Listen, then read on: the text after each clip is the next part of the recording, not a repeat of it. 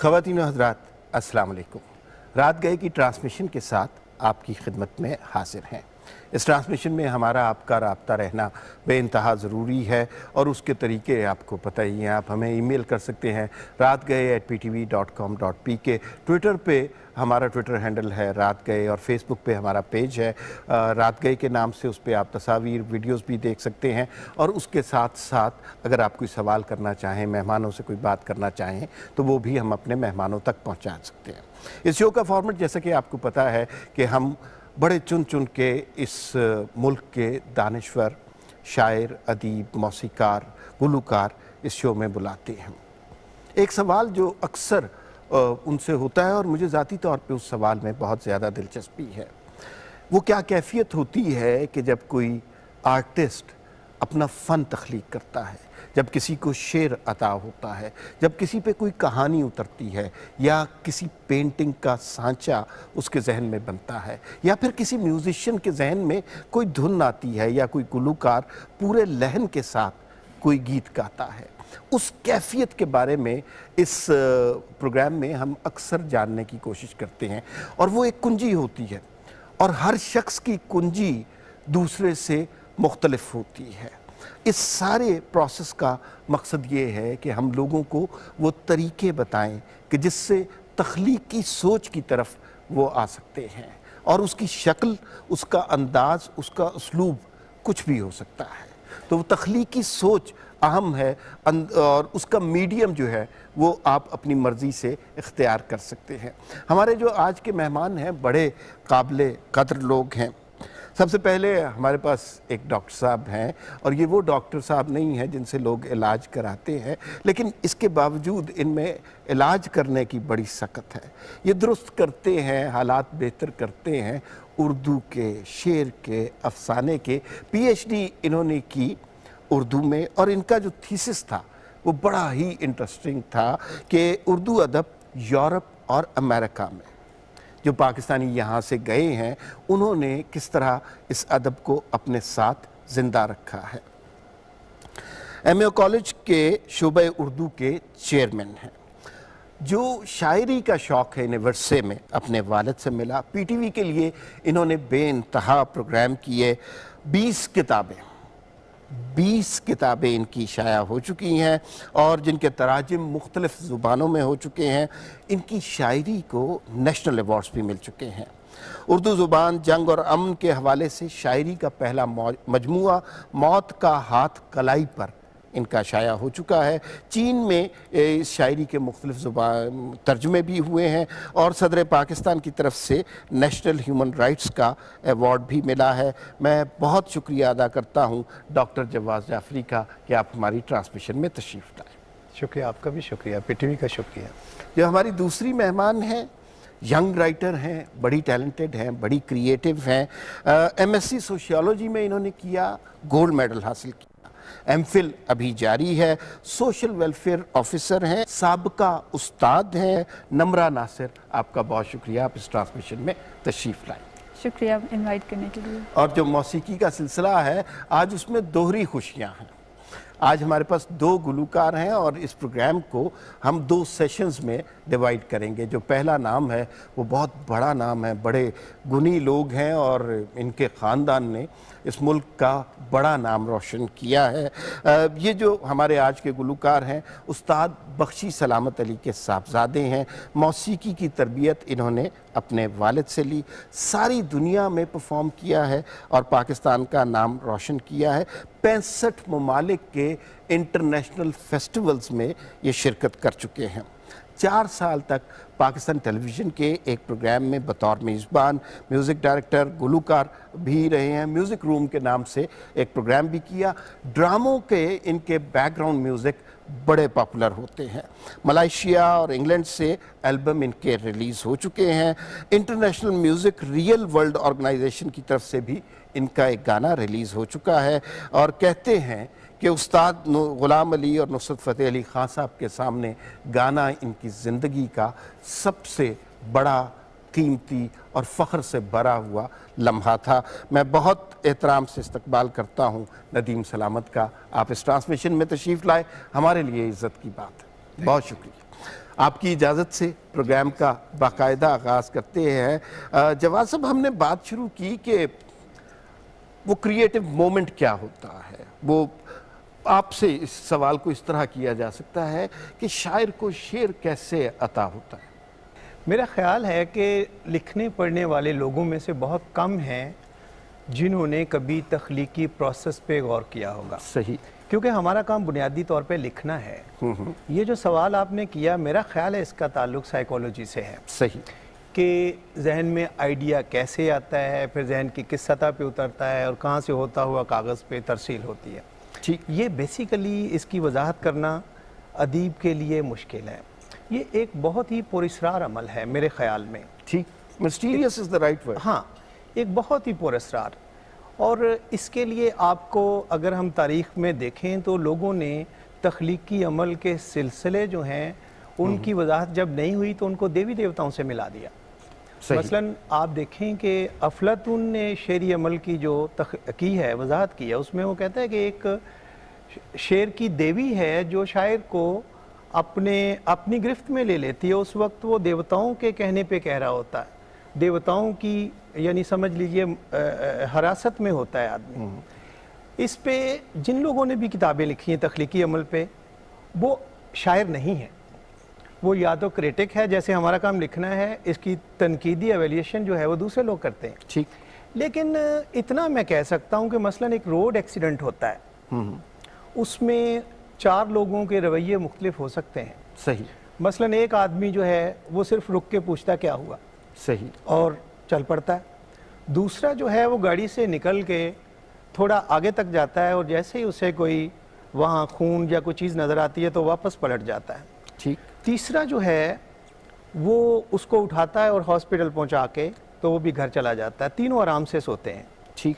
लेकिन चौथा शख्स जो है वो आता है, आके वहाँ खून देखता है, सब चले जाते हैं, वो वहीं बैठा होता है। फिर रात को घर जाता है, बिस्तर पे अच्छी तरह खाना नहीं खा पाता, रात को बिस्तर पे करवटें लेता है और रात के किसी लम्हे में फिर वो एक कलम और कागज़ संभालता है और उस तजर्बे को कागज़ पे उतारता है। इस कदर मुश्किल सवाल का इतना खूबसूरत जवाब, लुत्फ़ आ गया। शुक्रिया। बहुत अच्छे तरीके से प्रोग्राम का आगाज़ किया। हम निम्रा से बात करेंगे, लेकिन इसका ये मतलब नहीं है कि हम आपसे शेर नहीं सुनेंगे। शुक्रिया। तो हम निम्रा से बात करके आपके पास आते हैं। गज़ल को तैयार रखिए। जी ज़रूर। क्यों रखें? जी ठीक है। निम्रा, आप मुझे ये बताइए, मैं आपके तारुफ में एक बात भूल गया कि आप वीडियो ब्लॉग्स भी बनाती हैं, तो कोई चीज़ क्रिएट करने से पहले आप किस मरहले से गुजरती हैं? सर, मुझे ऐसा लगता है कि जितने भी लोग तख्लीकी काम करते हैं, चाहे वो साइंस से रिलेटेड हो, आर्ट से रिलेटेड हो, मेडिसिन से रिलेटेड हो, हर चीज़ में तख्लीक मौजूद है, क्रिएटिविटी मौजूद है। मुझे ये लगता है कि जो एक हद से ज़्यादा हसास होते हैं, जो ऐसी ऐसी चीज़ों को महसूस करते हैं और नोटिस या ऑब्ज़र्व करते हैं, हर जगह आप देखिएगा, अगर साइंस में भी सबसे पहली चीज़ ऑब्जर्वेशन है। इसी तरह अगर एक शायर शायरी कर रहा है तो वो कुछ ऑब्ज़र्व करता है, फिर कुछ फील करता है, मतलब महसूस करता है, और उसके बाद वो उस पर लिखता है।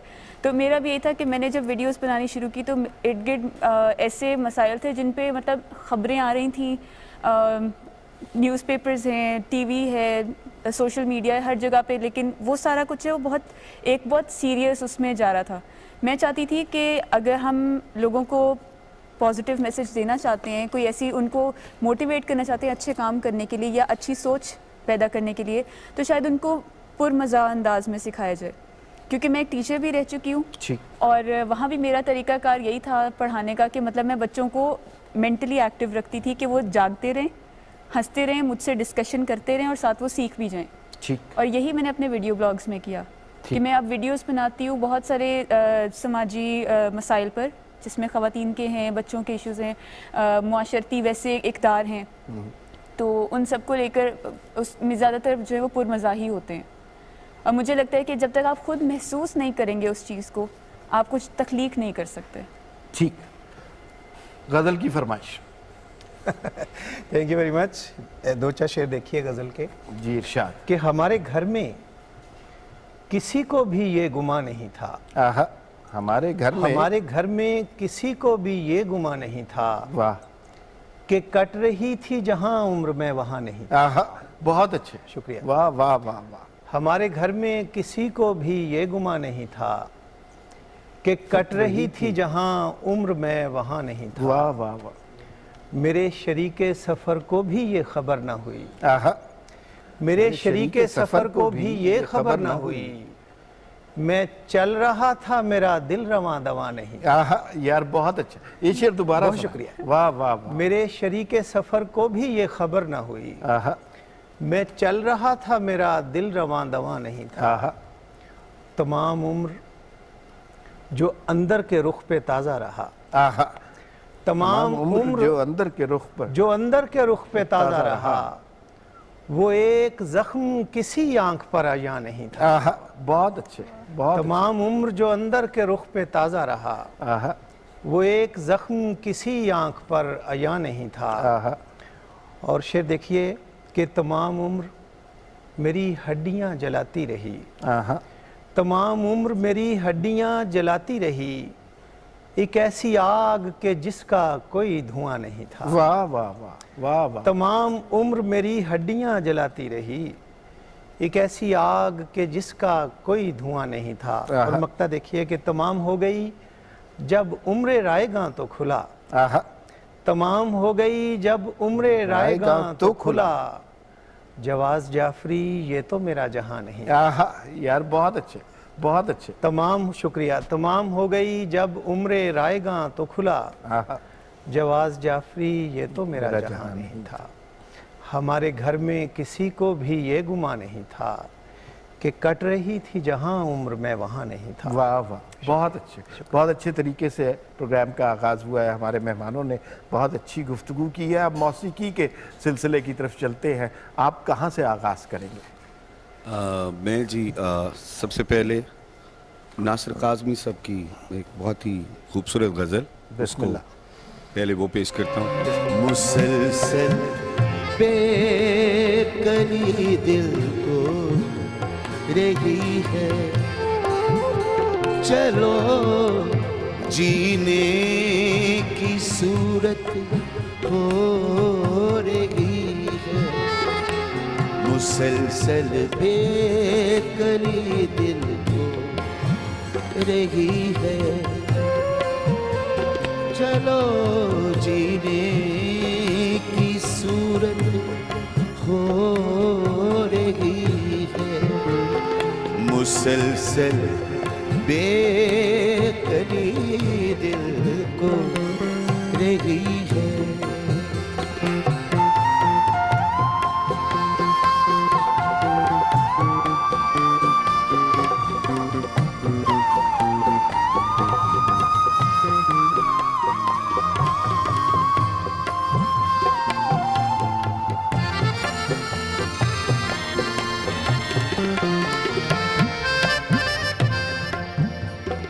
चले दिल से उम्मीदों के मुसाफिर,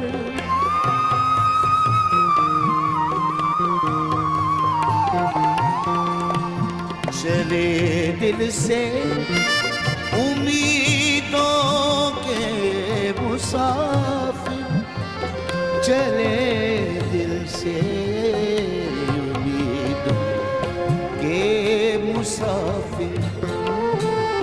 ये बस्ती आज खाली हो रही है, ये बस्ती आज खाली हो रही है। चलो जीने की सूरत हो मुसलसल बेकरी दिल को रही है।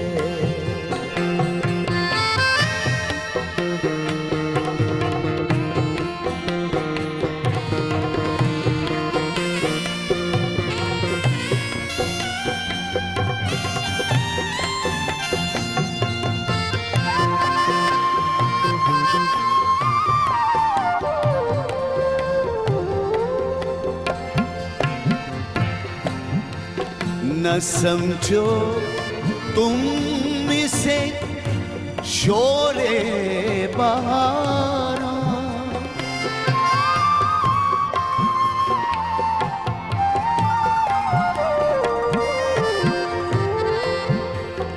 न समझो तुम इसे शोरे बहारा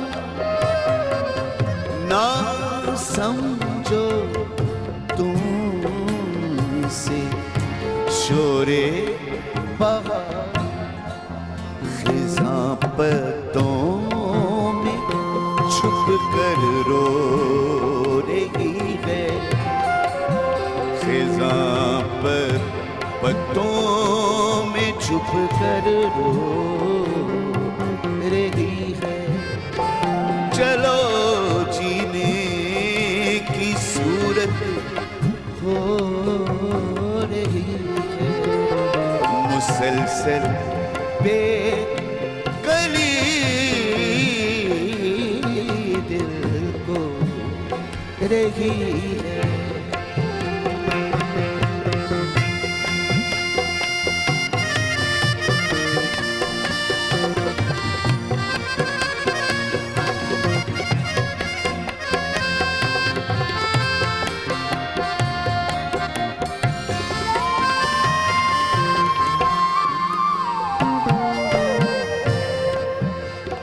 हमारे घर की दीवारों पे नास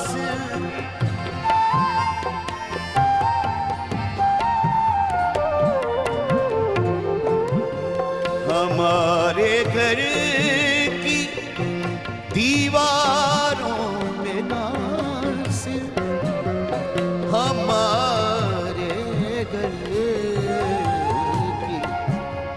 दीवारों पे नासे उदासी पाल खोले सो रही है उदासी पाल खोले सो रही है चलो जीने की सूरत हो मुसलसल बेकली दिल को रही है रही रही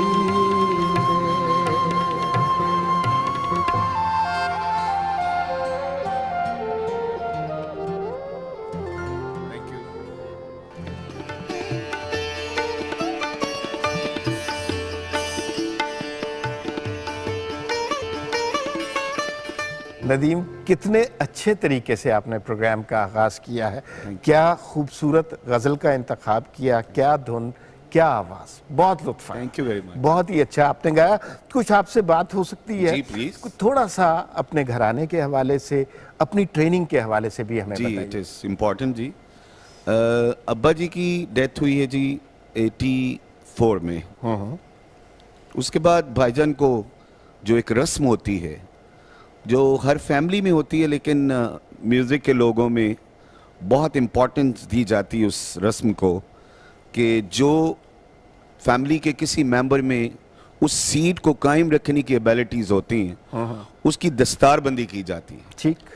तो जावेद भाई मरहूम को वो सीट से नवाजा गया, अब्बा जी की सीट से, और दस्तारबंदी की रस्म में उस्ताद नुसरत फ़तेह अली खान साहब, वाह वाह, उस्ताद सलामत अली खान साहब, तुफैल नियाजी साहब, उस्ताद मियाँ शौकत हुसैन खान साहब, परवेज़ मेहंदी साहब, गुलाम हैदर साहब, मतलब आप कह सकते हैं कि all scholars were there, legendaries इकट्ठी थी। उन्होंने फिर वो रस्म होती है जी कि एक बड़ी वो पगड़ी होती है और दरगाहों के सजादगान तमाम लोग वहाँ पे इनवाइटीज़ थे, जिनमें बाबा फरीद गंज शक्कर से और जितने हमारे बहुत बड़ी दरगाहें तमाम सजादगान थे, वो फिर एक लंबी पगड़ी होती, बहुत बड़ी होती है, वो सब उस हाथ को पकड़े होते हैं, वो उस उन हाथों में से खींची जाती है और फिर उस पगड़ी की रस्म होती है, सब उसको हाथ लगाया होता है। ठीक। फिर सफ़र चल पड़ा जी, हम लोग पढ़ते रहे, भाईजान इस काम को लेके चलते रहे। फिर मुझसे बड़े भाई मसूद सलामत, उन्होंने इसको ज्वाइन किया। हम यहाँ पे लाहौर शिफ्ट हो गए फैसलाबाद से, और बहुत ही बड़े स्कूल में पढ़ना शुरू कर दिया, और बहुत तन्हाइयाँ थी, पता नहीं चल रहा था क्या करना है। तो 88 में मुझे फिर मौका मिला है उस्ताद फ़तेह अली ख़ान, मुबारक अली ख़ान, क्योंकि मेरे दादा उस्ताद हैं, मेरे अब्बा जी के वो उस्ताद हैं, मेरे उस्ताद नुसरत फ़तेह अली ख़ान साहब। तो वहाँ पे मुझे क्योंकि बरसी थी, तो इतनी बड़ी म्यूज़िक की कॉन्फ्रेंस और इतना बड़ा इज्तिमा आज तक मैंने तो अपनी लाइफ में नहीं देखा। ठीक। कि ऑडियंस में हर गुलकार, हर सिंगर, हर क्लासिकल बंदा बैठ के सुन रहे हैं आगे। तो मैं बच्चा था जी, वो मेरे पास थोड़ा सा रिकॉर्ड है कि उस्ताद नुसरत फ़तेह अली ख़ान स्टेज पे हैं, उस्ताद फ़रूख फ़तेह अली ख़ान, ग़ुलाम अली साहब तशरीफ़ फरमा हैं, और उस्ताद राहत फ़तेह अली ख़ान साहब मुझसे थोड़े से छोटे हैं, वो भी बैठे हुए हैं। तो मैंने उस वक्त जी, क्योंकि क्रेज़ था, गाना चढ़ा हुआ था, एक वक्त आता है जी चढ़ा होता है गाना, तो बजाना गाना, जैसे ये मेरे लोग बैठे हुए साथी, इनको पता है कि चढ़े होने का भी एक टाइम होता है। तो वो चढ़ा हुआ था, मैंने एक ऐसी गज़ल बनाई थी जिसकी 27 खर्च के बगैर तो कुछ नहीं शुरू होता। तो उसमें खर्च रखा गया था, थोड़ी देर के लिए खर्च गायब होता था, तो वो वापस आता था।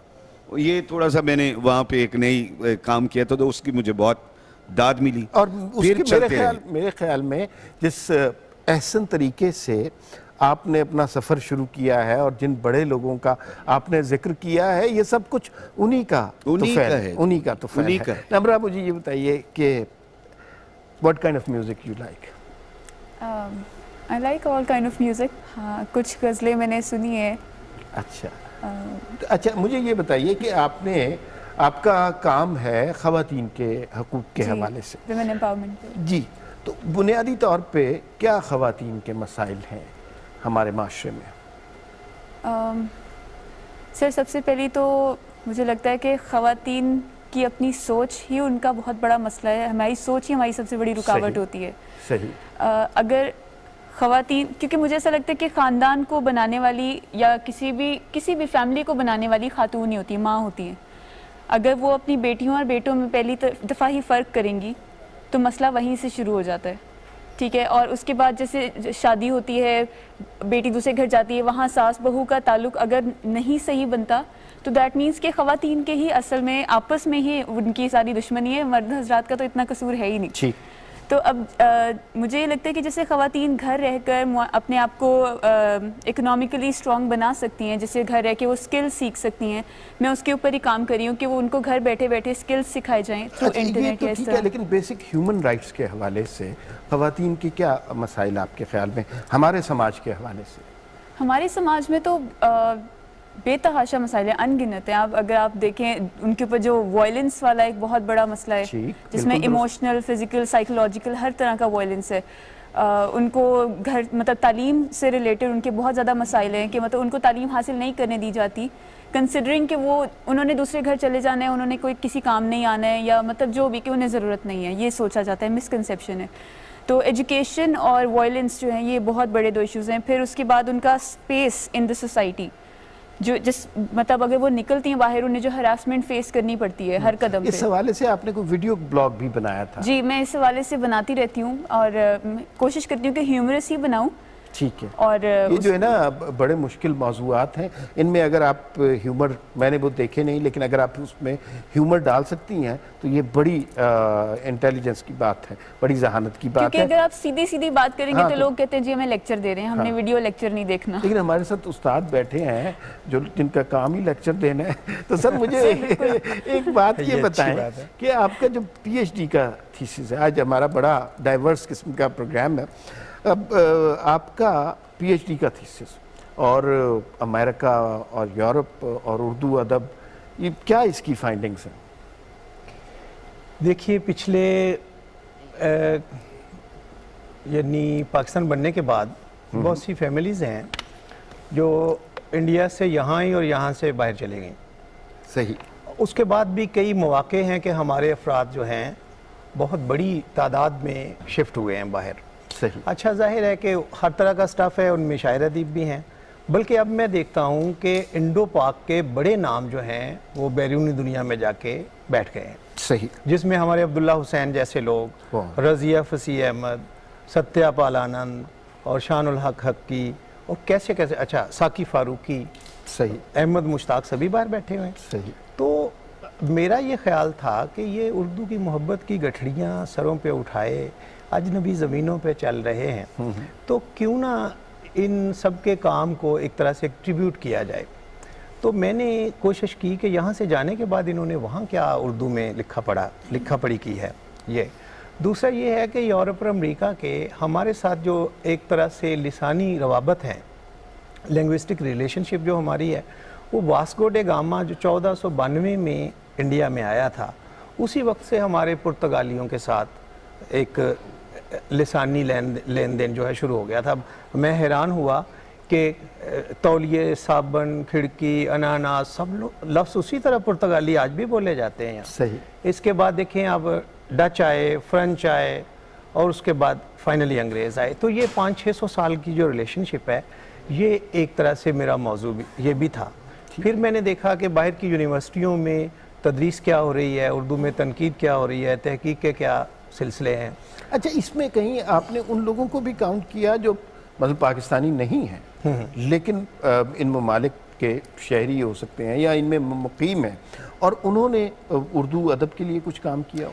अच्छा, हमें ये जब हम इस सफ़र पे रवाना होते तो हमें देख के हैरत होती है। उनके लिए जो लफ्ज़ है वो ओरिएंटलिस्ट है। ओरिएंटलिस्ट पूरे यूरोप के में फैले हुए हैं वो लोग जिन्होंने हमारी ज़बान के क़वायद और लुगत की जो किताबें हैं वो एक दो नहीं हैं, वो सैकड़ों की तादाद में हैं जो उन्होंने मुरतब की हैं। सही। मसलन उर्दू की पहली जो है ग्रामर बुक और उर्दू की पहली लुगत, ये दोनों जर्मनों की हैं। अच्छा। बेंजामिन शुल्ज़े हैं। तो इस तरह मतलब एक लंबा सिलसिला है उनका भी। वो लंबा सिलसिला ना मैं आपसे बारी बारी सुनूंगा। अभी गजल सुनूंगा। जी ठीक है, क्या सुना? ठीक, जो आप चाहें मैं सुनाता हूँ। गजल सुना है? जी ज़रूर। इरशाद। गज़ल के दो चार शेर देखिए। इरशाद। कि जीते जी इश्क का आज़ार कहाँ जाता है। आहा, अच्छा। जीते जी इश्क का आज़ार कहाँ जाता है? कहाँ जाता है, जख्म भरकर भी मेरे यार कहाँ जाता आहा, है। वाह वाह वाह, बहुत अच्छा। जीते, शुक्रिया। जीते जी इश्क का आज़ार कहाँ जाता है, जख्म भरकर भी मेरे यार कहाँ जाता है। मैं दरीचे से सरे शाम उसे देखता हूँ। आहा, मैं दरीचे से सरे शाम उसे देखता हूँ, फूल लेकर मेरा रहवार कहाँ जाता है। वाह वाह वाह वाह। मैं दरीचे से सरे शाम उसे देखता हूँ, फूल लेकर मेरा रहवार कहाँ जाता है। और दिन निकलते ही हर एक आँख मुझे पूछती है। आहा, दिन निकलते ही हर एक आँख मुझे पूछती है, रात तू नदी के उस पार कहाँ जाता है। यार बहुत अच्छा शेर, बहुत अच्छा। दिन निकलते ही, शुक्रिया। दिन निकलते ही हर एक आँख मुझे पूछती है, रात तू नदी के उस पार कहाँ जाता है। और शेर देखिए कि साथ चलते हैं सभी गिरिया की दीवार तलक। आहा, साथ चलते हैं सभी गिरिया की दीवार तलक, आहा, कब्र में कोई अज़ादार कहाँ जाता है। यार बहुत अच्छे, शुक्रिया। बहुत अच्छे, बहुत साथ अच्छे। चलते हैं सभी गिरिया बड़ा की दीवार दुख देने तलक। वाला शेर।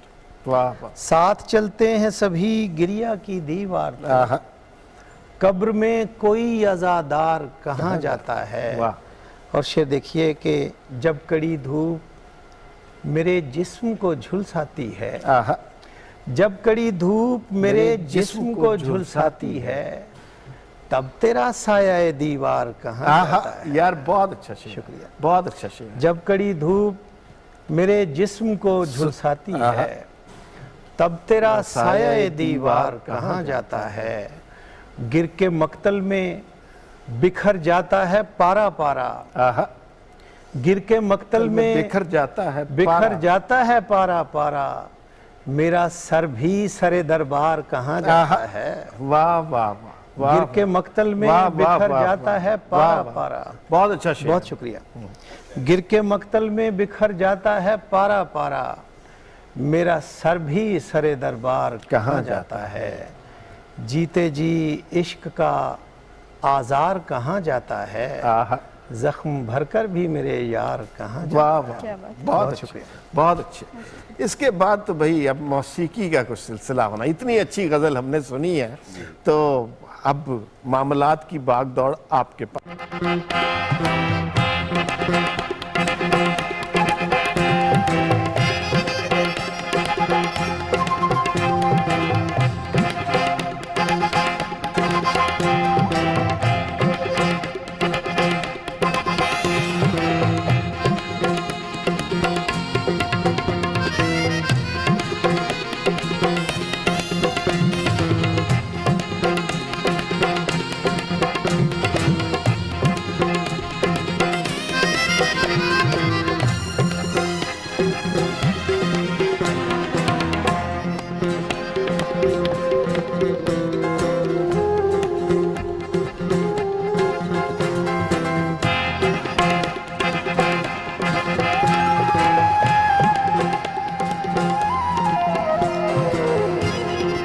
नाल सलूक दे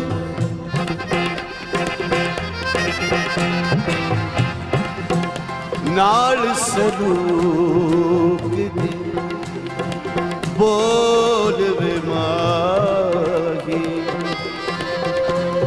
असां हैं परदेसी पखी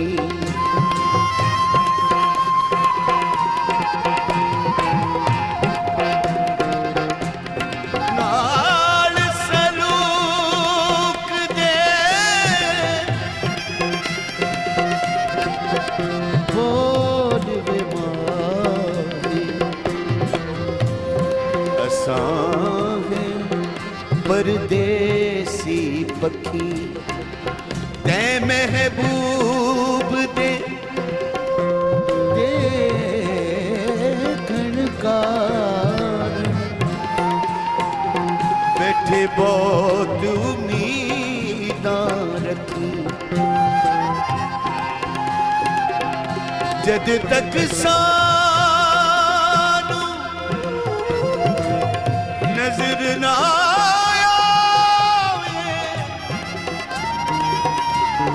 एवें थक थक जावण लगी गुलाम फरीदा ओ कदे भी ना बुड़दे जिना लज़त इश्क दी चकी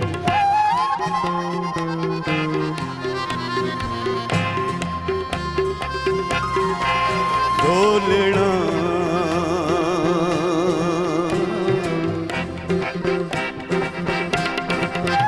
ढोलना तेरिया उड़ीकां मैनू मारिया ढोलना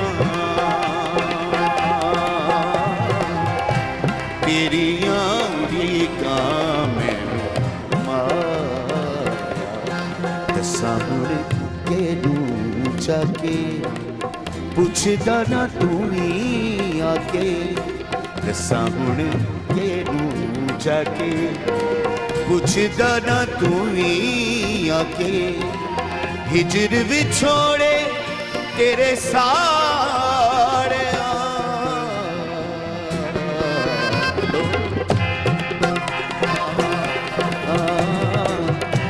तेरी आंगी का मैनू मारिया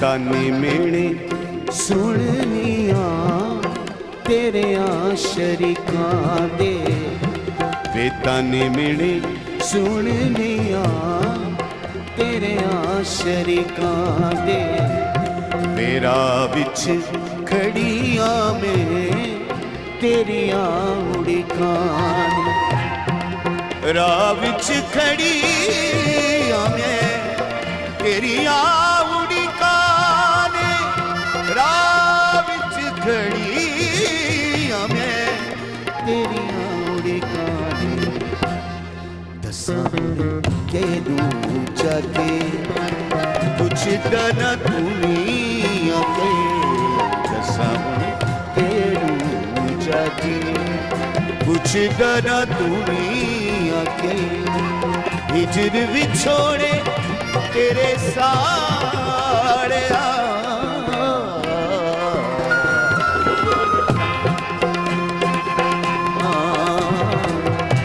तेरी आंधी का मैनू मारिया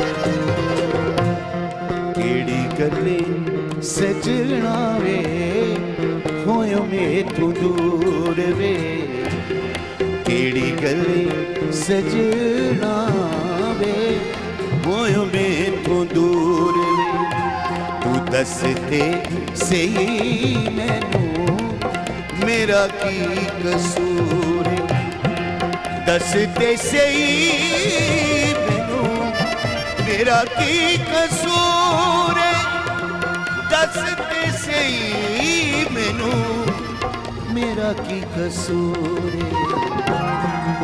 सामने के दूं जाके पुछदा ना तू ही आके सामने के दूं जाके पुछदा ना तू ही आके हिजर विछोड़े तेरे सारे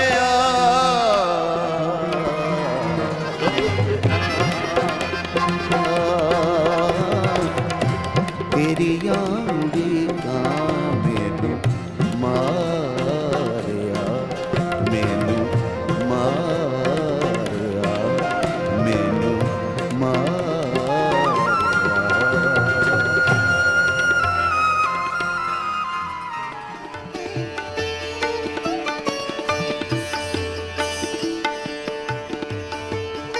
नदीम सलामत, आप सलामत रहें।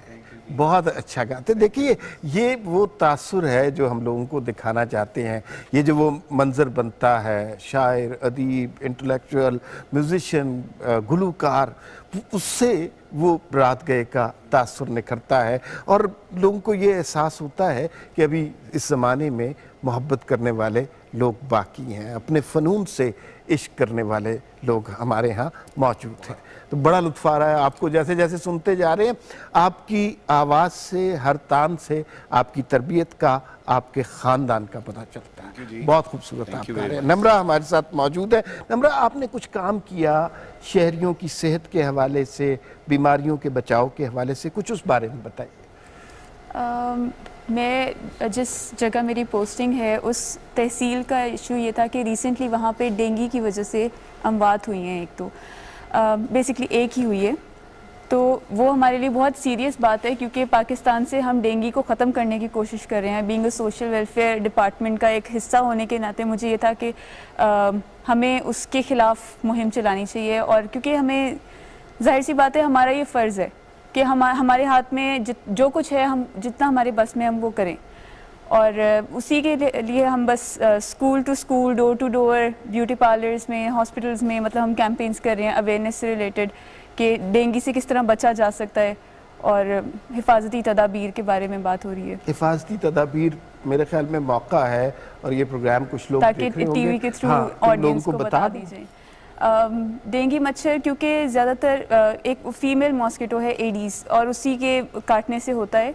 अब क्योंकि आपको ये नहीं पता लग सकता कि मच्छर मेल है या फीमेल जो काटने आ रहा है, तो इसलिए बेहतर ये कि आप मच्छरों को जैसे गंदा पानी कहीं घर में खड़ा है, खुले बर्तन हैं, बगैर ढके रखें, कूलर में पानी जमा हुआ है, टायरों में पानी जमा है, उनको खाली किया जाए, मच्छरदानी लगाई जाए, और उसके अलावा जो प्रोटेक्टिव लोशंस होते हैं वो लगा के सोया जाए, जालियां लगाई जाएं, खिड़कियां बंद रखी जाएं, पूरे बाजू वाले कपड़े पहने जाएं, स्पेशली बच्चों को जो स्कूल भी जाते हैं, क्योंकि लोगों को लगता है सिर्फ घरों में मच्छर होते हैं, स्कूल में अक्सर बच्चे जो हैं वो उसका शिकार होते हैं, वो कटवा के एक दफ़ा घर आते हैं और बीमार हो जाते हैं। तो स्कूल्स में भी इस बात का ख़ास ध्यान रखा जाए कि डेंगू के जो ख़ास मौसम है, आप कह लें कि जून से लेके अक्टूबर तक, इस टाइम में जब ह्यूमिडिटी है, बारिश है, सावन है, और मतलब जिस तरह के कामों की जो है ऐसा एरिया कि वहाँ तो बहुत ज़्यादा ह्यूमिडिटी होती है क्योंकि चावलों की वहाँ फसलें हैं और इस तरह बारिशें ज़्यादा होती हैं, तो ऐसे इलाकों में तो फुल स्लीव्स ही रखना चाहिए उन्हें, गर्मियों में भी और सर्दियों में भी, मतलब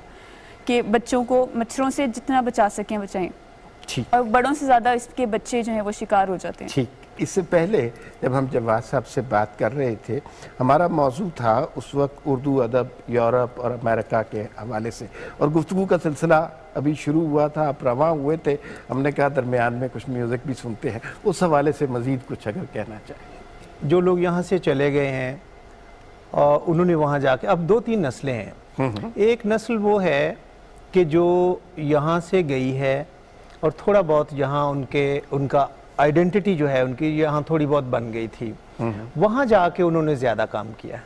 ठीक, अच्छा, एक तरह के लोग थे जो यहाँ पे बड़े अदीबों शायरों के तौर पे जाने जाते थे। सही। और मसलन अब्दुल्ला हुसैन का नाम लें तो वो यहाँ उदास नस्लें लिख के गए हैं। हाँ। वहाँ जाके उन्होंने शायद इतना काम नहीं किया। ठीक, एक नस्ल ये थी। लेकिन जो सबसे बुनियादी सवाल है वो ये है कि क्या जिन जिन मुआशरों में ये लोग वहाँ जाके ठहरे हैं, क्या वहाँ का एक भी मकामी आदमी जो है नई नस्ल में से उर्दू सीख के बतौर लिखने वाले के सामने आया है?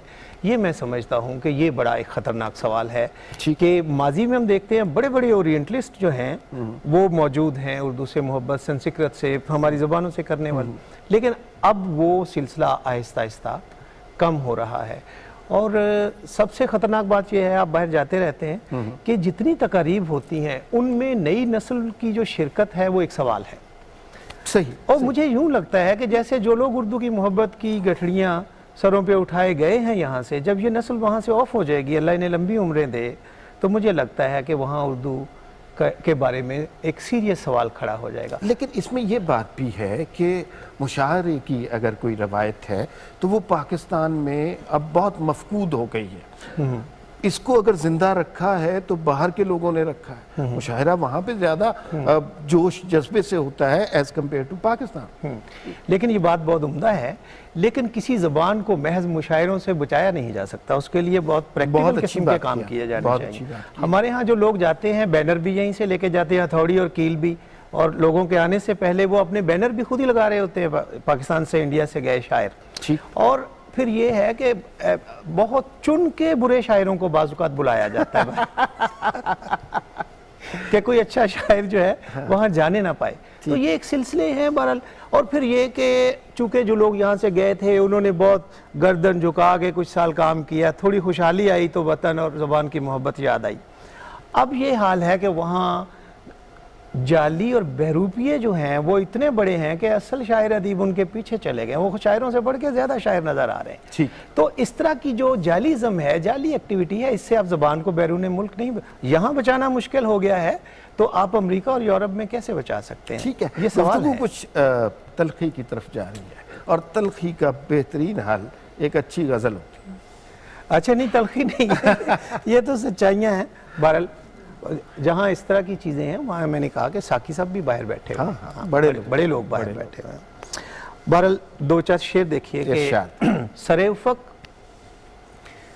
वो जो ताबिंदा तर सितारा है, सरे उफ़क़ वो जो ताबिंदा तर सितारा है, ज़मीं के बाद यही अगला घर हमारा है। बहुत अच्छे, बहुत अच्छे। सरे उफ़क़ वो जो ताबिंदा तर सितारा है, ज़मीं के बाद यही अगला घर हमारा है। कोई भी काम नहीं हो सका बजुज़ तेरी याद, कोई भी काम नहीं हो सका बजुज तेरी याद, वाह, सो आज फिर बड़ा मसरूफ दिन गुजारा है। आहा, बहुत अच्छे, शुक्रिया। वाह वाह वाह। कोई भी काम नहीं हो सका बजुज जुज तेरी याद, सो आज फिर बड़ा मसरूफ दिन गुजारा है। वाह। एक शेर खास तौर पे आपकी नज़र, मैं तुझको खो के मोहब्बत के उस मुकाम पे हूँ, आहा, मैं तुझको खो के मोहब्बत के उस मुकाम पे हूँ कि तुझको पाना भी एक तरह का खसारा आहा, है। वाह वाह वाह वाह वाह वाह, कि तुझको पाना भी, मैं तुझको खो के मोहब्बत के उस मुकाम पे हूँ आहा, कि तुझको पाना भी एक तरह का खसारा है। वाह। और शेर देखिए कि वो शहर छोड़ रहा है, उसे बताए कौन। आहा, वो शहर छोड़ रहा है, उसे बताए, उसे बताए कौन। वो बेनियाज मेरा आखिरी सहारा है। वाह वाह वाह, वो बेनियाज वो मेरा शहर आखिरी छोड़ सहारा। रहा है, उसे बताए कौन। वो बेनियाज मेरा आखिरी सहारा बहुत है। अच्छे, मैं तुझको खो के मोहब्बत के उस मुकाम पे हूँ आहा, कि तुझको पाना भी एक तरह का खसारा है। वाह वाह वाह, शुक्रिया। बहुत शुक्रिया, बहुत लुत्फ आया और आज महफिल बड़ी खूबसूरत जमी है। मैंने शुरू में नाज़रीन जिक्र किया था कि आज के प्रोग्राम में हमारे दो गुलकार हैं और उनसे हम दोनों से सुनेंगे, दोनों से बहुत मोहब्बत करते हैं। नदीम से जी चाहता था कि और सुने, लेकिन हम इनसे और फिर कभी सुनेंगे। अब आखिर में आपकी आखिरी चीज़, आखिर में आप क्या पेश करना चाहेंगे? एक गज़ल पेश करता हूँ जी, मुर्तज़ा बरलास साहब की।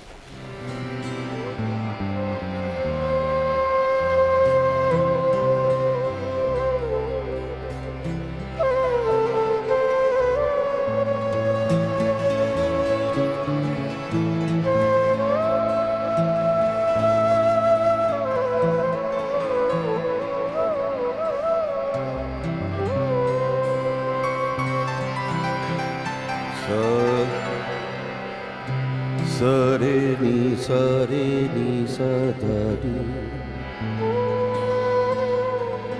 da ni da pa da ma ba da ni sa re ga ma ga re sa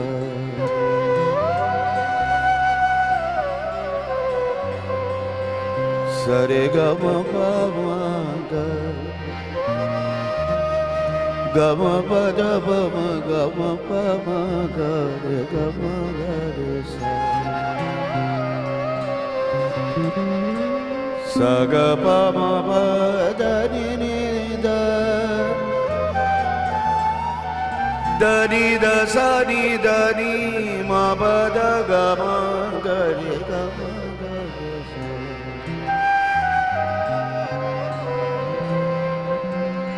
Saga pada ni da ba ga sa re ga re sa di re ni da ba ma ga re sa re ga re आँख बरसी है तेरे नाम पे सावन की तरह आँख बरसी तेरे नाम पे सावन की तरह जिस्म सुलगा है तेरी याद में ईंधन की तरह आँख बरसी है तेरे नाम पे सावन की तरह जिस्म सुलगा है तेरी याद में ईंधन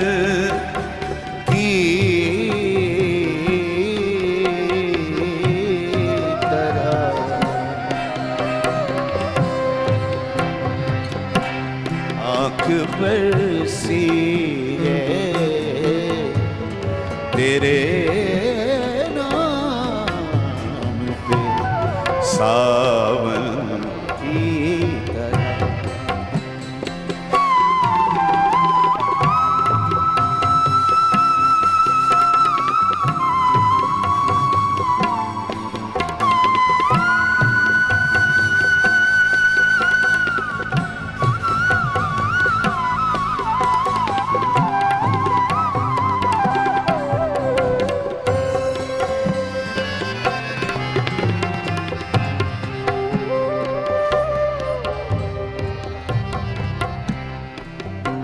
लोरियां दी है उसी कुर्ब की ख्वाहिश, ख्वाहिश ने मुझे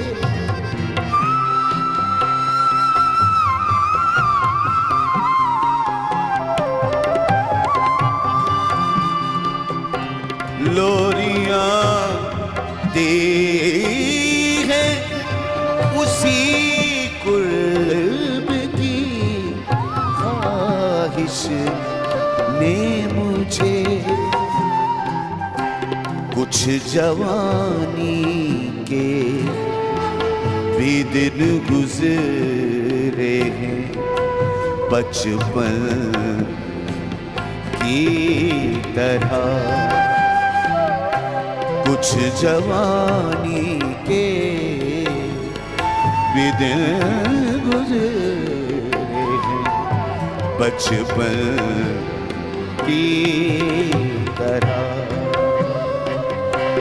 जिस्म सुलगा है तेरी याद में ईंधन की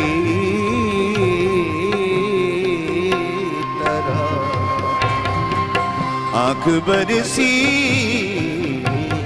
है तेरे नाम पे सावन की।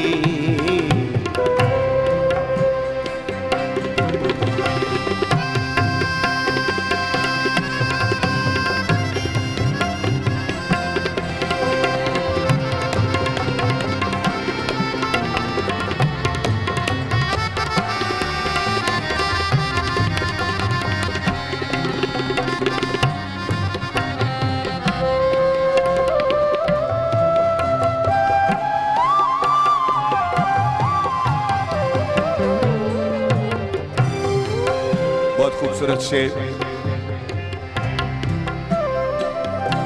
मुझसे मिलते हुए ये बात भी सोची होती।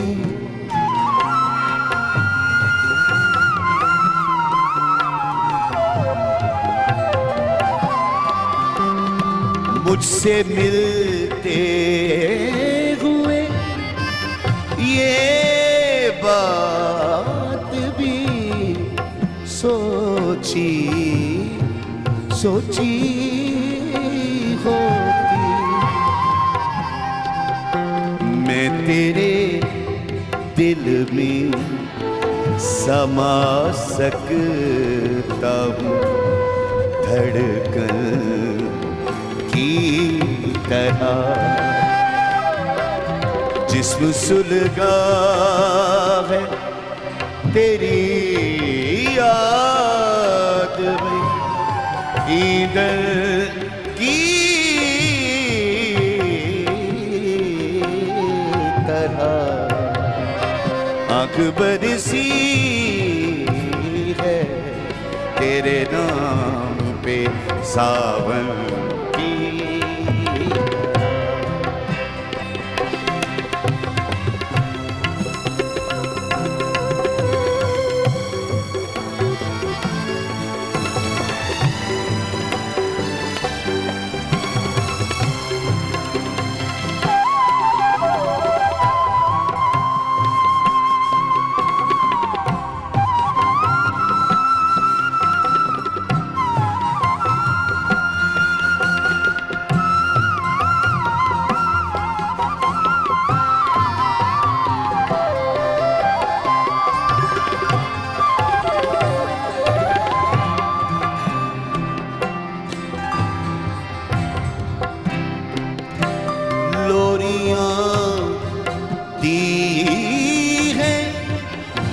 उसी कुर्ब की ख्वाहिश ने मुझे लोरियां दी है, उसी कुर्ब की ख्वाहिश ने मुझे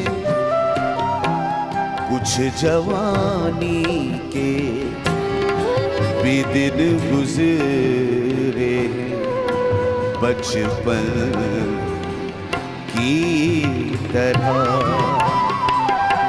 जिस्म सुलगा है तेरी याद ईंधन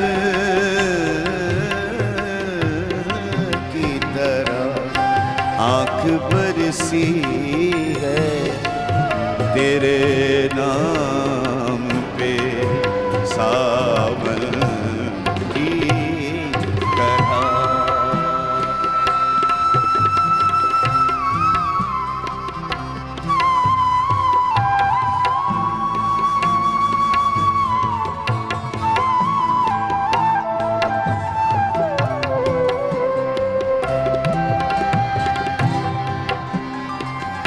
उस बुलंदी पे मुझे तूने नवाजा क्यों था,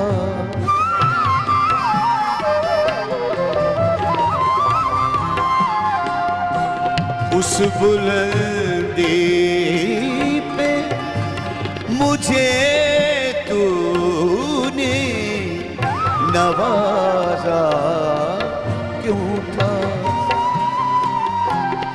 गिर के मैं टूट गया कांच के बर्तन की तरह,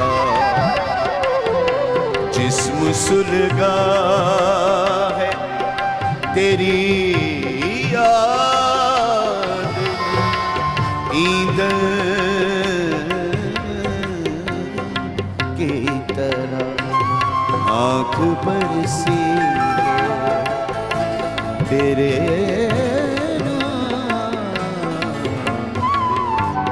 सावन की तरह।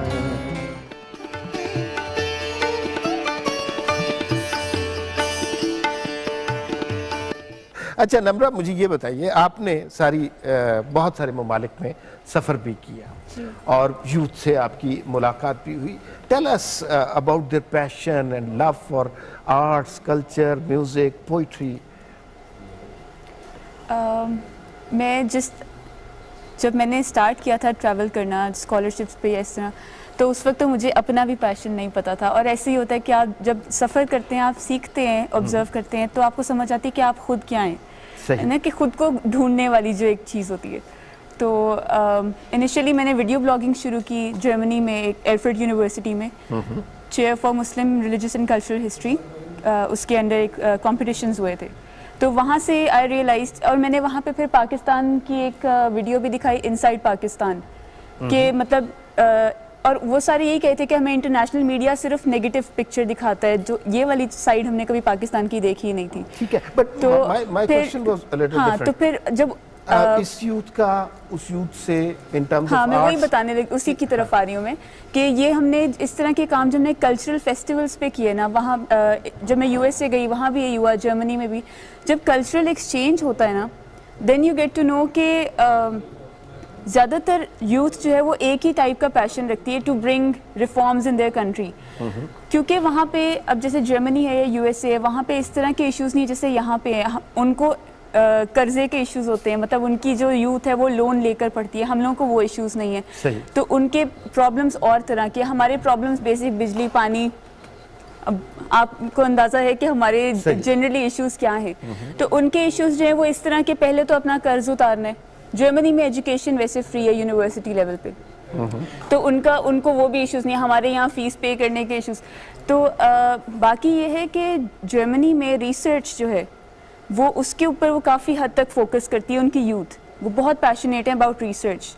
ठीक है। और लिटरेचर का जहाँ तक ताल्लुक है, हमें वहाँ पे गोएटे, एक आपको पोएट है उनका शायद आइडिया होगा, वाइमार में हम गोएटे हाउस गए थे, जिन्होंने इकबाल के ऊपर, ये मुझसे बहुत ज़्यादा बेहतर सर जानते होंगे इस बारे में, कि उन्होंने इकबाल के ऊपर, वहाँ पे एक स्ट्रीट भी है इकबाल के नाम से, तो वो देख के बड़ा अच्छा महसूस हुआ। लेकिन अफसोस ये हुआ कि उसके बाद कोई इस तरह का कोई हमारी तरफ से ऐसा कल्चरल, कहते हैं ना, ग्राउंड ब्रेकिंग, कोई आइडियल इंसान या कोई आइडियल पोएट या आइडियल लिटरेचर का बंदा ऐसा नहीं आया जिसके ऊपर इतना ज़्यादा काम हुआ हो। इकबालियात तो now it's internationally renowned subject, तो अब और इवन यूएसए में ऐसे फैंस मिले मुझे। हमें क्या करना चाहिए? सर मुझे लगता है कि हमारे पास बहुत सारे मीडियम हैं इस लिटरेचर को स्प्रेड करने के, लेकिन प्रॉब्लम यह है कि जो सोशल मीडिया एक चीज़ जो सबके हाथ में आ गई है, वो कंसंट्रेशन स्पैन हमारा लो कर देती है। और जो लिटरेचर पढ़ने का जो एक वो पूरा सफ़र है ना, उसके लिए आपको बहुत ज़्यादा सब्र की, बहुत एक जगह रुक के उसको समझने की, उसको महसूस करने की ज़रूरत है। ठीक है, और वो नहीं है, वो चीज़। Point of view. हमारे साथ एक साहब बैठे हैं जो चेयरमैन भी हैं शोबा उर्दू के। अच्छा, अब आज के दौर में अक्सर ये शिकायत होती है कि लैंग्वेजेस में अब स्टूडेंट्स की दिलचस्पी नहीं रही, तो ये किस हद तक दुरुस्त बात? लैंग्वेज पे जो सवाल आया है ये दुनिया भर में है। ठीक है, अब देखिए, आप इंग्लैंड चले जाइए, इंग्लैंड के बच्चे कहते हैं कि हमें शेक्सपियर आसान ज़ुबान में सिखाएं।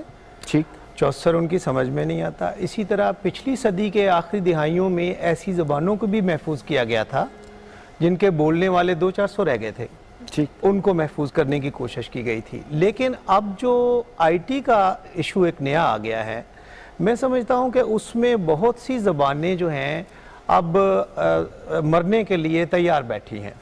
जब तक हम लेफ़्ट से राइट लिखने वाली ज़बानों के लिए तो जाहिर है कि सॉफ्टवेयर हैं और बड़े हैं मसाइल, लेकिन जो राइट से लेफ़्ट लिखी जाती है उनके सॉफ्टवेयर उस तरह से नहीं हैं और उस तरह से दिलचस्पी नहीं ली जा रही। वैसे भी मुझे लगता है कि ये जो एक आलमगीरियत है, उसकी वजह से एक ऐसी स्टेज जो है ना वो बिछा दी गई है जिसपे एक ही ज़बान के लिए सब कुछ है और बाकी ज़बानें जो हैं वो एक ज़माने में एक शमशान घाट की नज़र होने वाली है। एक ज़माने में एक कॉन्सेप्ट आया था स्प्रांतो के नाम से, कि एक यूनिवर्सल लैंग्वेज क्रिएट करने की कोशिश की गई थी कि हर मुल्क का हर शहरी वही ज़ुबान बोले। वो तजुर्बा कुछ इतना कामयाब नहीं। देखिए, आर्टिफिशियली ज़बानें ना ग्रो करती हैं ना पैदा होती हैं। अच्छी बात, ठीक है ना। ये ज़बानें, जिस ज़बान की में हम इस वक्त बात कर रहे हैं, उसने खेतों, खलियानों, मैदानों और गली कूचों में उसने जन्म लिया है। और उर्दू के एक मानी गिरी पड़ी चीज़ के हैं। लोग इसको गिरी पड़ी चीज़ समझते थे, लेकिन बाद में यही ज़बान जो है, अंग्रेज़ों ने इसको कौमी ज़बान के दर्जे पे। अब देखिए, जब हमारी ज़बान में यहाँ मैट्रिक नहीं होता था, बाहर यहाँ पीएचडी होती थी इसी ज़बान में, उर्दू में, बाहर की यूनिवर्सिटियों में। सही।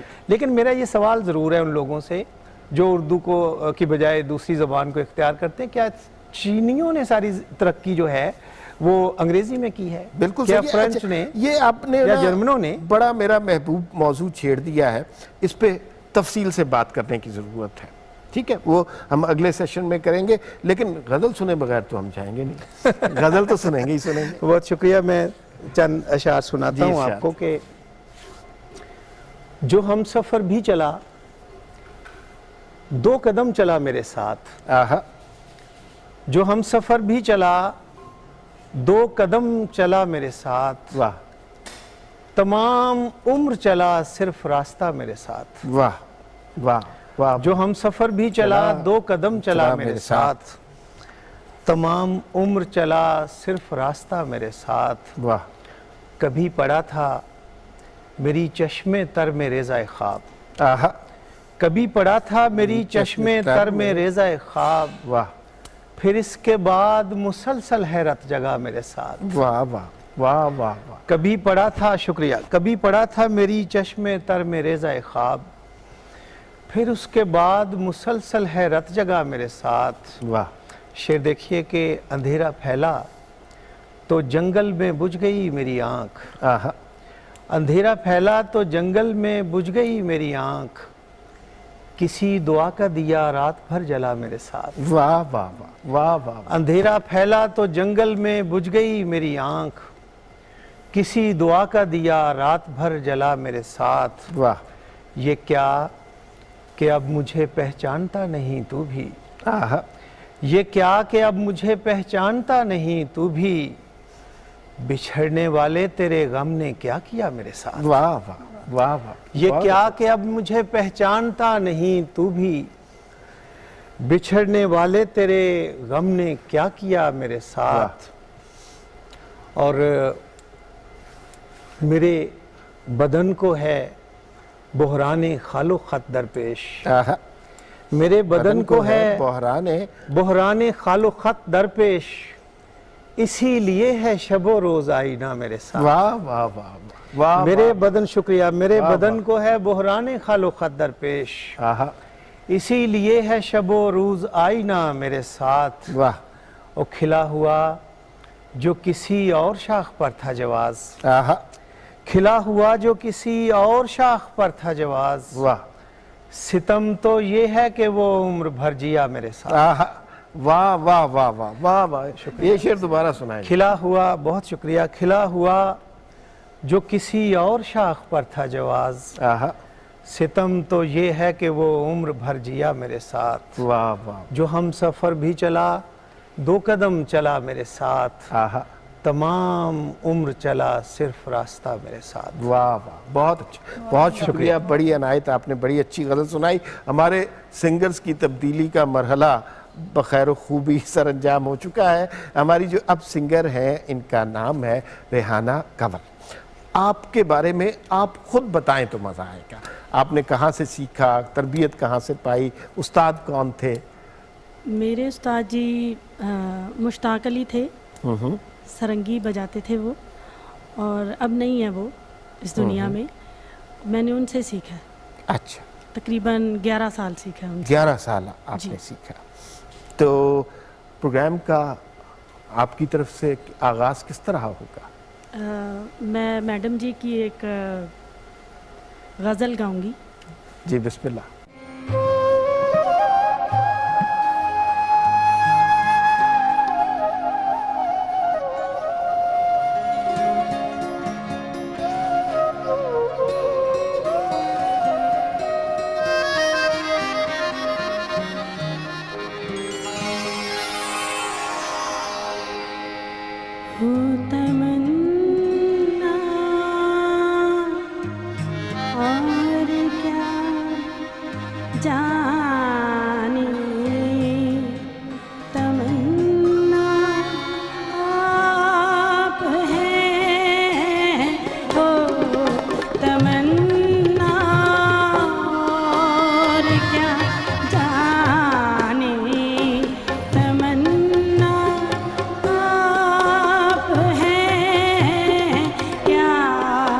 करूँगी लेके दुनिया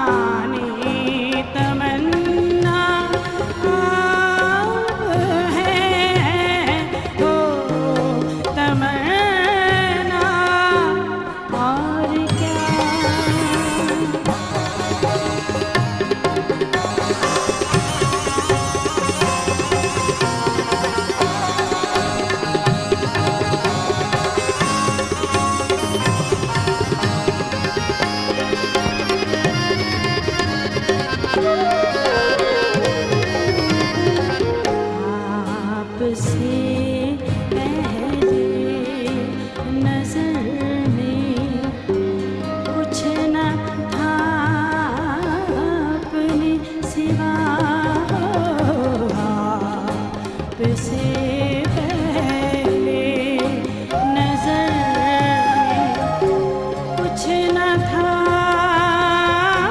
अपने सिवा।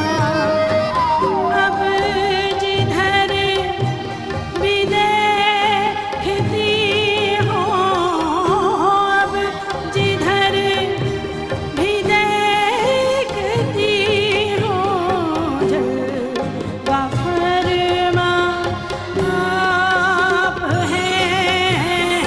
ओ तमन्ना और क्या जहानी तमन्ना आप हैं। क्या करूँगी लेके दुनिया मेरी दुनिया आप हैं। हो तमन्ना और क्या। Thank you.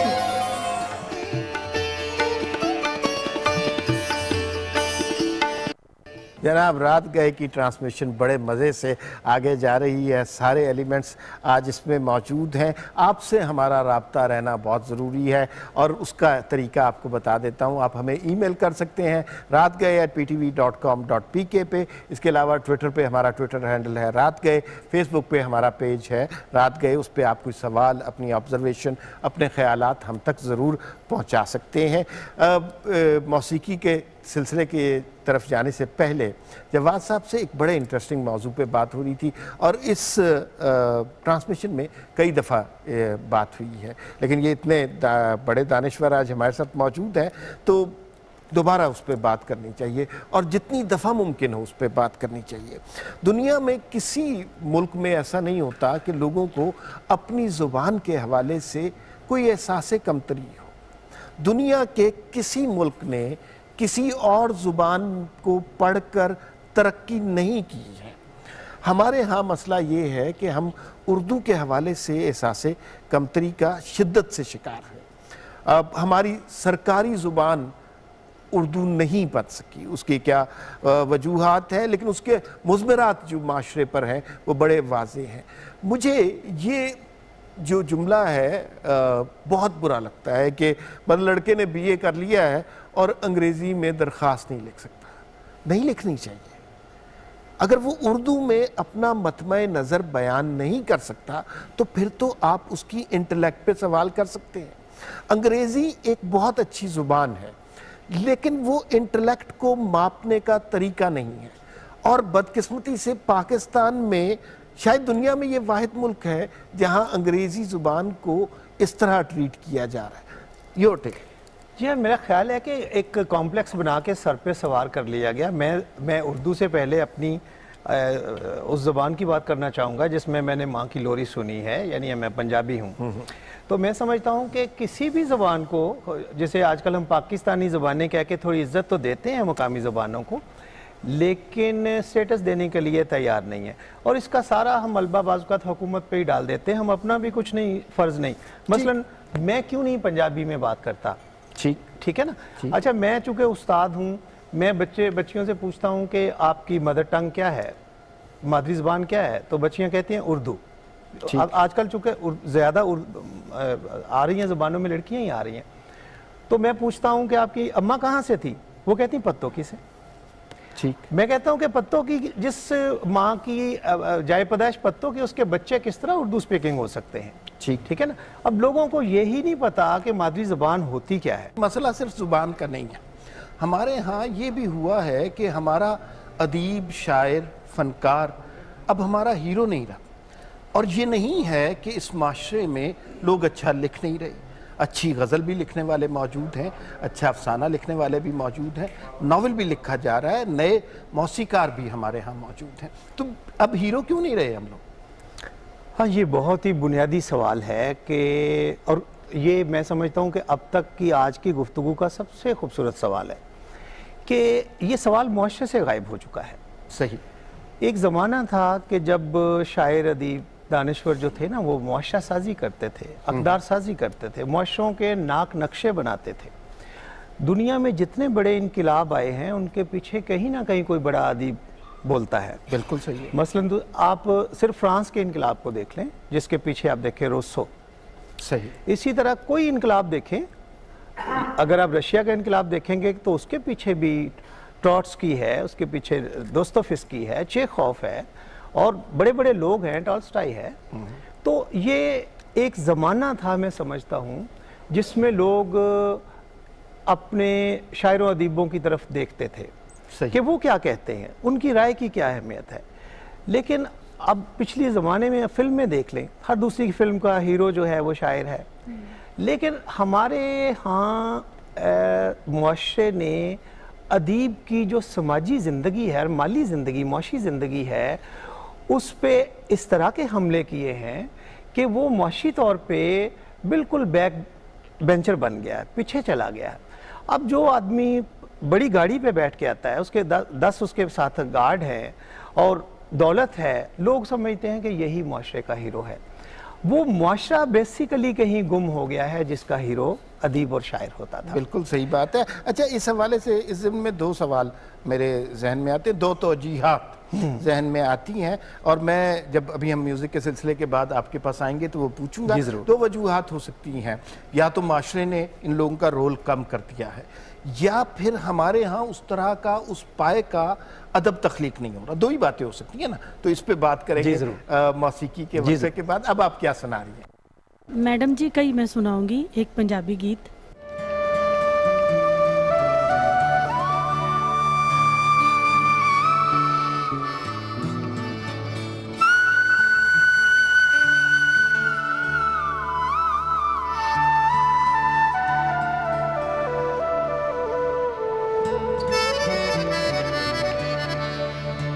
जदों भी कोई प्यार करन दी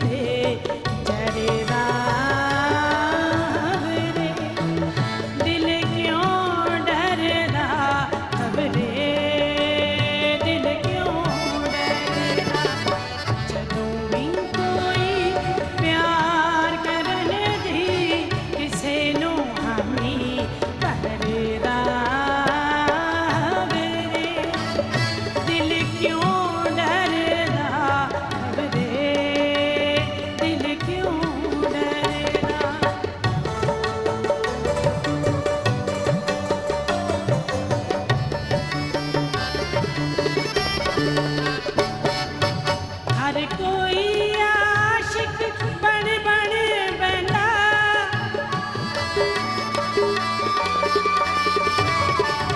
हर कोई आशिक बन बन बंदा, हर इश्क दा कोई कोई सहंदा, चुक चुक कसमा हर कोई कहंदा, मैं तेरे मरदा खबरे, दिल क्यों डरदा खबरे, दिल क्यों डरदा, जदों भी कोई प्यार करन दी किसे नू हामी करदा खबरे, दिल क्यों डरदा खबरे, दिल क्यों डरदा।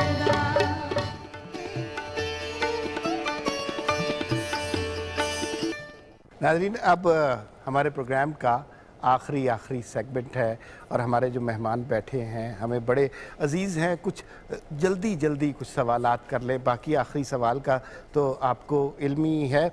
अच्छा, हम बात कर रहे थे असर हाज़िर के अदब के हवाले से, तो क्या ऐसा अदब तख्लीक नहीं हो रहा या फिर माशरा उसको सामने नहीं आने दे रहा? असल में ना, जिस मुआशरे में सिला ना हो किसी चीज़ का, उस चीज़ में आगे बढ़ने की जो रफ्तार होती है कम हो जाती है। अदब में चूँकि सिले का फुकदान है, सही। तो मैं समझता हूँ कि लोग जो हैं वो किताब पे मेहनत नहीं कर रहे, लेकिन इसके बावजूद मैं समझता हूँ अदीब फ़कीरों दरवेशों का शोबा है।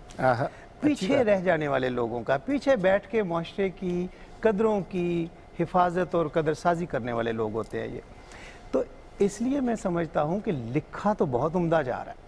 मेरी पूरी दुनिया के लिटरेचर पे नज़र है, मैं देखता रहता हूँ चीज़ों को। अब मुझे ये बताइए कि जब से रशिया के अंदर इनकलाब के बाद किसी एक शायर का नाम बताइए, नहीं जहन में नहीं आता। पूरी 20वीं सदी के अंदर पेब्लो नेरूदा के बाद किसी बड़े शायर का नाम बताइए। सही। दुनिया भर में ये है। हम सिर्फ आ जाते हैं, कॉम्प्लेक्स फील करते हैं। हमारे ऐसे ऐसे आर्टिस्ट हैं, ऐसे ऐसे अफसाना निगार, ऐसे ऐसे नॉवेलिस्ट हैं, कुछ लोगों के नाम कि लीजिए। दुनिया के बड़े अदब, मसलन ये जो हमारा आग का दरिया है उर्दू में, ये जो हमारा आंगन है, ये हमारा जो खुदा की बस्ती है, ये जो अभी आया है कई चांद थे सरे आसमां शम्सुर रहमान फारूकी का, अभी जो हमारा गुलाम बाग नावल आया है, इन्हें आप दुनिया के किसी भी बड़े नावल के सामने रखें तो वो मुकाबला करेंगे उस लिटरेचर। अब हमने ये फ़र्ज़ कर लिया जो चीज़ अंग्रेज़ी में होती है वो लाफानी होती है। अंग्रेज़ी में ऐसी ऐसी घटिया और बकवास चीज़ें लिखी जाती हैं कि कभी मुझे इंस्पायर नहीं करती। ठीक। मैंने तो ये सवाल किया है कि मीडियोकर का ज़माना है इस वक्त अंग्रेज़ी में। मीडियोकर अदीब, मीडियोकर शायर, कोई बंदा बड़ा नाम मुझे बताइए। लेकिन पिछली सदी में आप देखिए कि लोरका भी था, नैडिन गोडीमर भी थी, अपना पेब्लो नेरूदा भी था, कैसे कैसे नाम थे। हमारे यहाँ भी बहुत उम्दा लोग हैं। आप देखें ना, फैज़ हैं।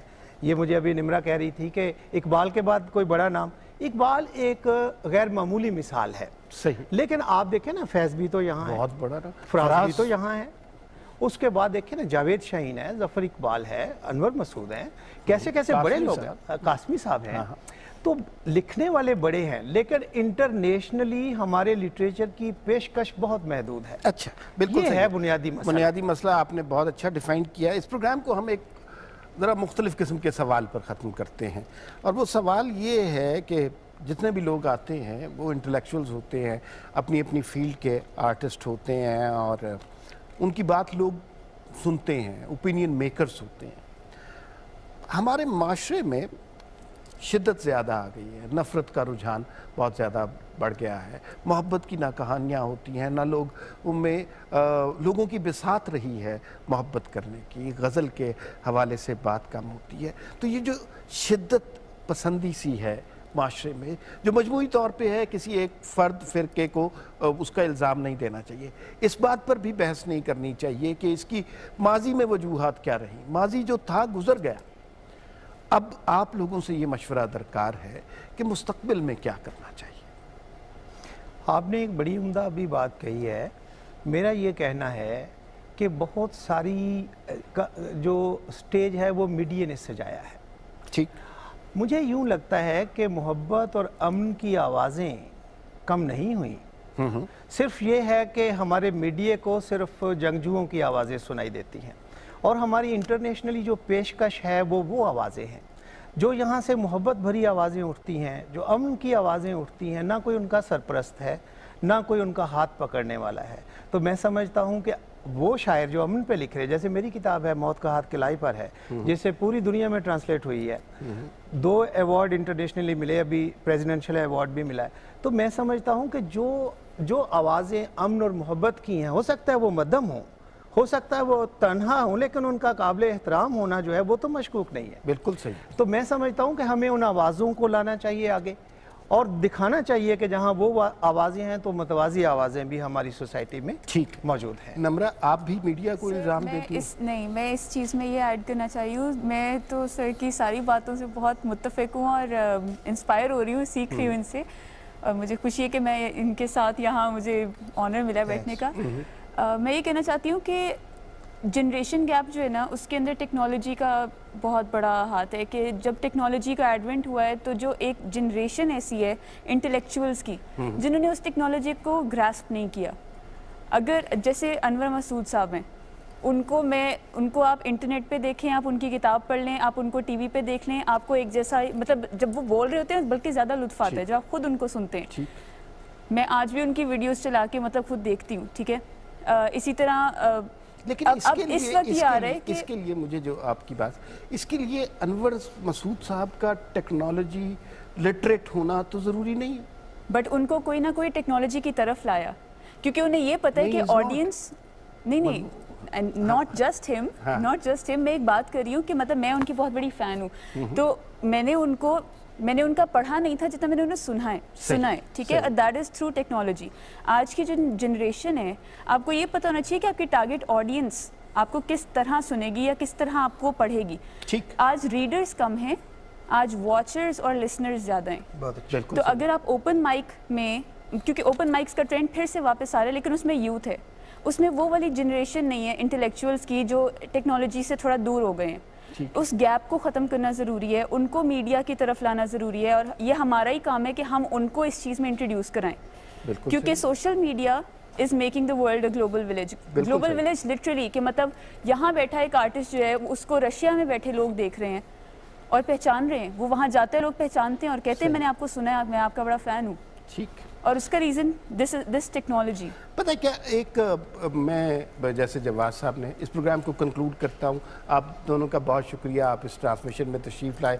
आखिरी गाने के लिए अभी हम थोड़ी देर तक रेहाना के पास जाएंगे। मुझे ये बड़ी अजीब सी बात लगती है कि मीडिया का बहुत ज़्यादा कसूर है, वो स्टोरीज़ हाईलाइट नहीं होती, और जब हम लोग बात करते हैं, और मैं ख़ुद भी इसमें शामिल हूँ, हम ज़्यादातर न्यूज़ एंड करंट अफेयर्स के चैनल के हवाले से बात करते हैं, negative story, breaking news, misery, misery को ग्लोरीफाई करना। लेकिन हमें एक बात का एहसास होना चाहिए, पाकिस्तान में 80 के करीब चैनल हैं, उसमें से 17 channel news and current affairs के, बाकी सारे चैनल कुछ और दिखा रहे हैं।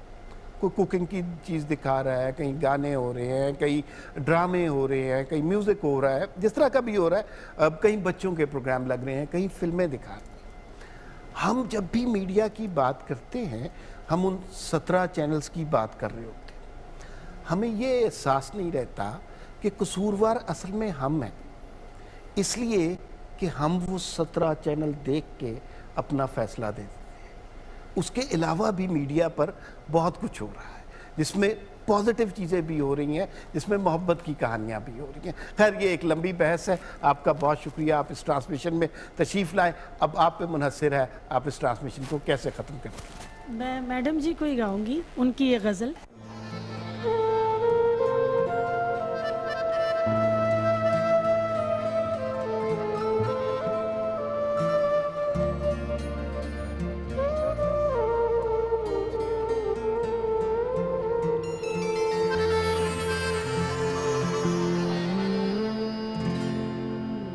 जो न मिल सके वही बेवफा,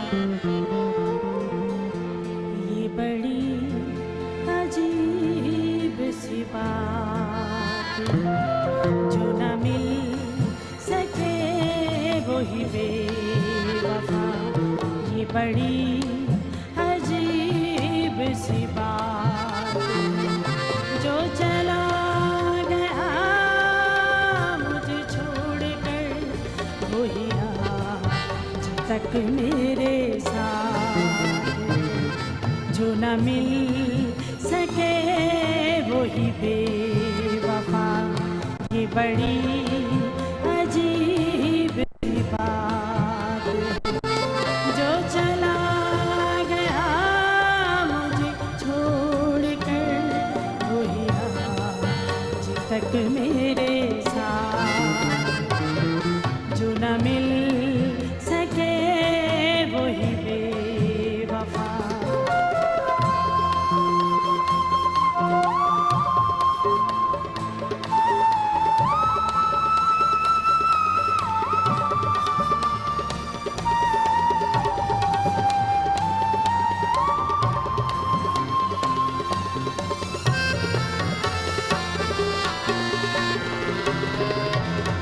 मेरा नाम तक जो ना ले सका, जो मुझे करार न दे सका,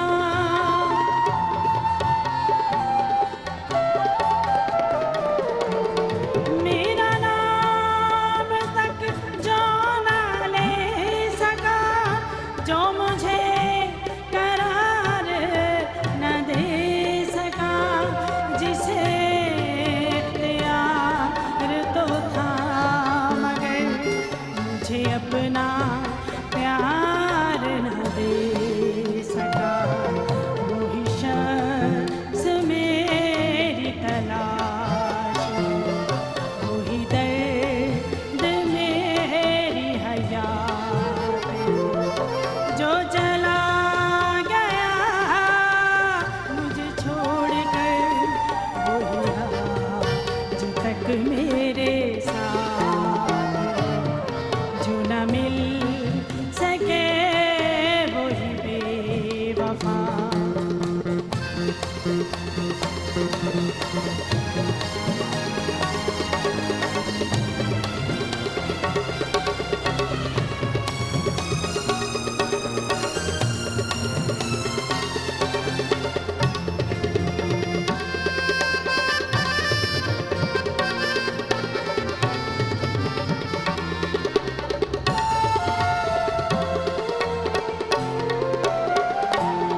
कर प्यार लपे गिलाना, ये किसी का नसीब है,